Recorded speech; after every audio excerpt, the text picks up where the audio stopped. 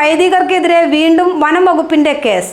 തൊടുപുഴ തൊമ്മൻകുത്തിൽ കുരിശു പൊളിച്ചു നീക്കിയതിനെതിരെ നടത്തിയ പ്രതിഷേധത്തിൽ പങ്കെടുത്ത വൈദികർക്കെതിരെ വനം ഭൂമിയിൽ അതിക്രമിച്ചു കയറി എന്ന് കുറ്റം ചുമത്തിയാണ് കേസെടുത്തിരിക്കുന്നത്. മുമ്പ് പൂയംകുട്ടിയിൽ നടത്തിയ സമരത്തിൽ ബിഷപ്പ് മാർ ജോർജ് പുന്നക്കോട്ടിലിനെതിരെ എടുത്ത കേസ് വൻ പ്രതിഷേധത്തെ തുടർന്ന് മരവിപ്പിച്ചതിന് പിന്നാലെയാണ് മറ്റൊരു കേസിൽ കൂടി വൈദികർ പ്രതി ചേർക്കപ്പെടുന്നത്.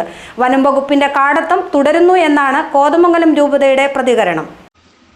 തൊടുപുഴ തൊമ്മൻകുത്ത് സെന്റ് തോമസ് പള്ളിയുടെ കുരിശ് വനഭൂമിയിലാണെന്ന കാരണം പറഞ്ഞ് വനം വകുപ്പ് പൊളിച്ചു നീക്കിയിരുന്നു.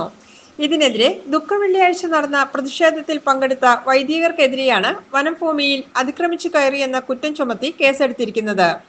വികാരി general Vincent Nedungatt, chancellor father Jose Kulathur, Thommankuthu പള്ളി വികാരി ഫാദർ ജെയിംസ് ഐക്കരമറ്റം എന്നിവരാണ് കേസിൽ പ്രതികളായ വൈദികർ.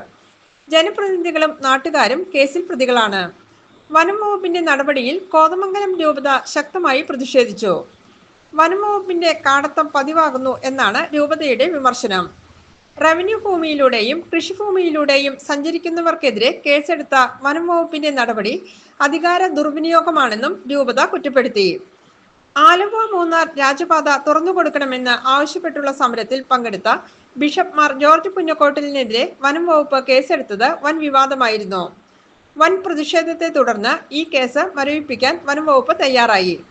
ഇതിനു പിന്നാലെയാണ് സമാനമായ മറ്റൊരു കേസ് വൈദികർക്കെതിരെ എടുത്തിരിക്കുന്നത്. കള്ളക്കേസ് പിൻവലിക്കണമെന്നും അല്ലാത്തപക്ഷം ശക്തമായ പ്രക്ഷോഭം സംഘടിപ്പിക്കുമെന്നും രൂപത മുന്നറിയിപ്പ് നൽകി. GTV news, Kothamangalam.